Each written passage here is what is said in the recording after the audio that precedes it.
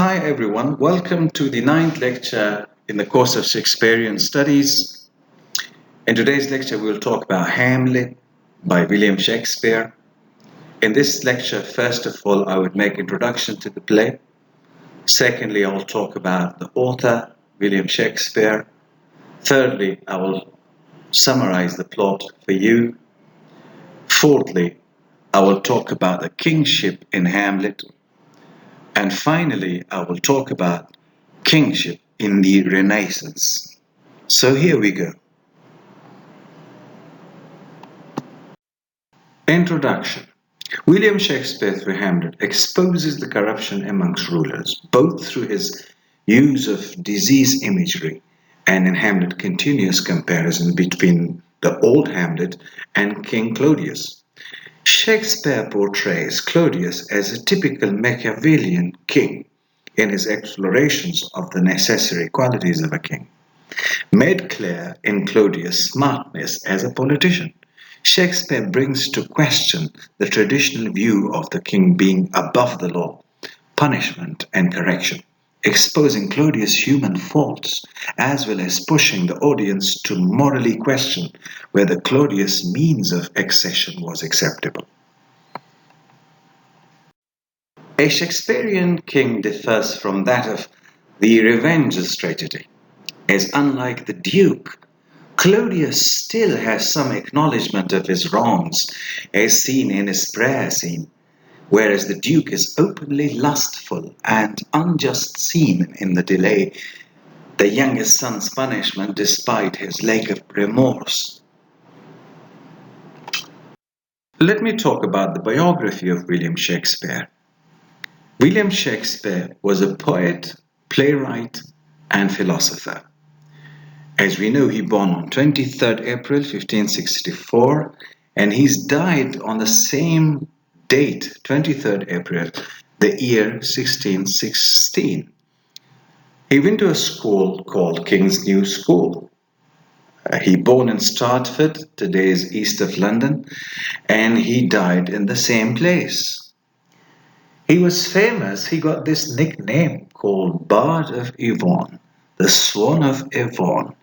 The Bard works. William Shakespeare wrote poem 154 sonnets and drama 37 plays.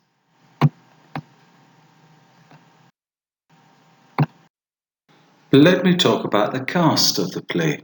Mel Gibson as Prince Hamlet, Glenn Close as Queen Gertrude, Alan Batts as King Claudius, Paul Scofield as the ghost of the King Hamlet, Ian Holm as Polonius, Helena Bonham Carter as Ophelia, Stephen Delaney as Horatio, Nathaniel Parker as Laertes, Troker Peacock as the gravedigger, Christopher Fairbank as the Player Queen, John McKerney as Osric, Richard Warwick as Bernardo, Christine Anholt as Merciless. Let me talk about the summary of the plot. Hamlet's father, King of Denmark, had just died. His brother Claudius takes the throne and married Gertrude, Hamlet's mother. Horatio sees King Hamlet's ghost and tells it to Hamlet. A night King's ghost appears to Hamlet and tells him that Claudius murdered him, so Hamlet decides to avenge him. Hamlet pretends to be mad, so Claudius and Gertrude gives to Polonius the task of discovering the cause of his madness. Polonius attributes to the cause of madness to Hamlet's love for Ophelia, Polonius' daughter. Hamlet tries to stage a play with a company of actors in order to reenact his father's murder and determine Claudius' guilt or innocence. Gertrude asks to Hamlet the reason of his behavior, and he tells her the truth about his father's death.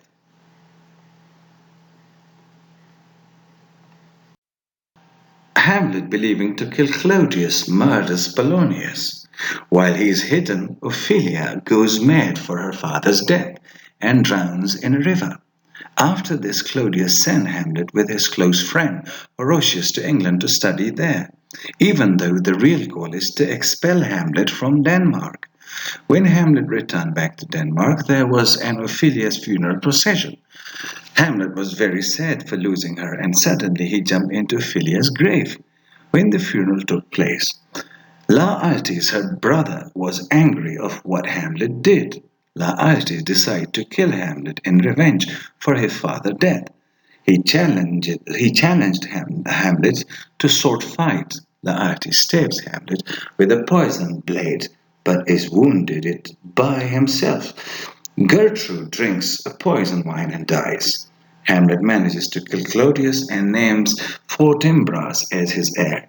Finally, the film is ended with mourning song. Let me talk about the kingship in Hamlet. Shakespeare exposes through Hamlet the corruption amongst rulers.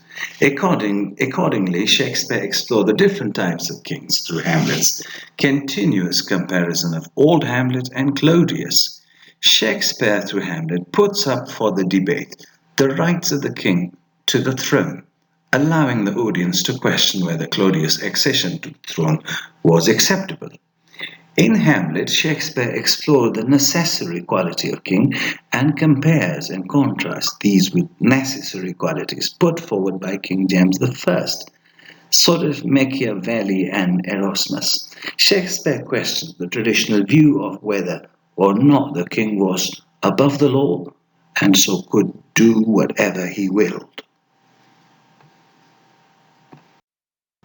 Shakespeare draws connection with the state of the court and the king land and the state. With the power of a king and his control over his people, Shakespeare looks at whether a morally inept king is beyond punishment or correction.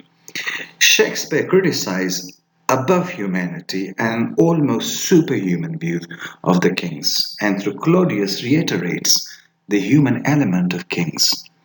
Through the violence and the way in which Claudius gained the throne, Shakespeare presumably is questioning, criticizing the conventional view that kingship is a God given right. Let me talk about the kingship in the Renaissance. In Shakespeare time, kingship was a complicated concept which varied from country to country in Europe, accounting for inborn monarchy, the divine right of the kings, legacy, and elective monarchy. Within those divisions were subdivisions of where the king's power came from.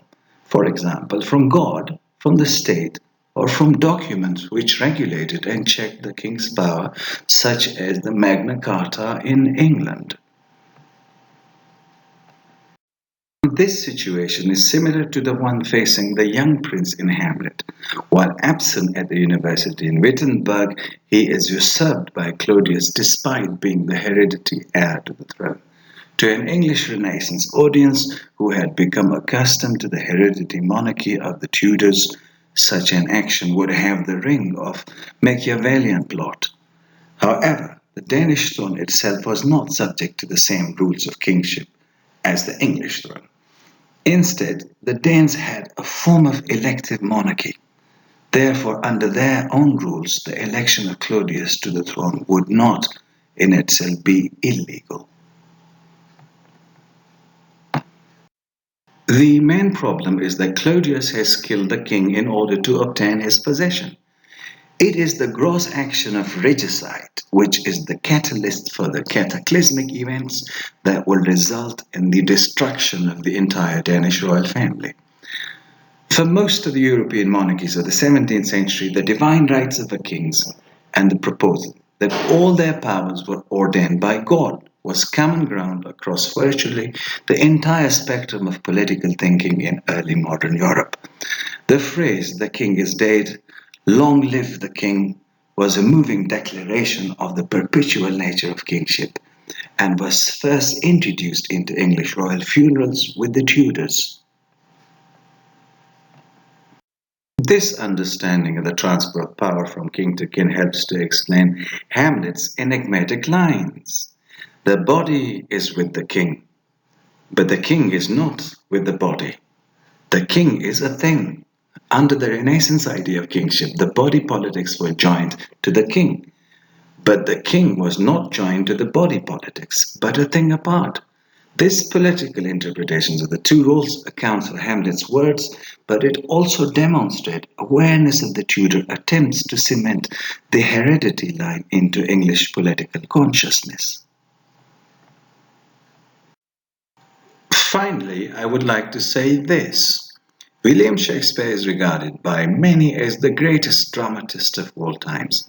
An Englishman, Shakespeare was also a poet and an actor. His works such as Hamlet and Romeo and Juliet hold a significant place in the world literature and occupy a major part of literary academics, often referred to as in England's national poet. Shakespeare is one author whose works have been translated into every major language of the world, and his plays are performed more than that of any other playwrights living or dead. However, Shakespeare's great skill is that in Hamlet he is aware not only of English concept of kingship, but is conscious of and proficient in including European ideas on kingship to aid levels of political theory, which complicates the play even further. Assignment Question 1. Would you compare the kingship of the West with the kingship in the East? Question 2. Would you conduct a mock jury trial to prove that Gertrude is an assistant in the death of King Hamlet? And that is how we come to the end of this short lecture. Thank you for listening. Talk to you next time. Bye for now.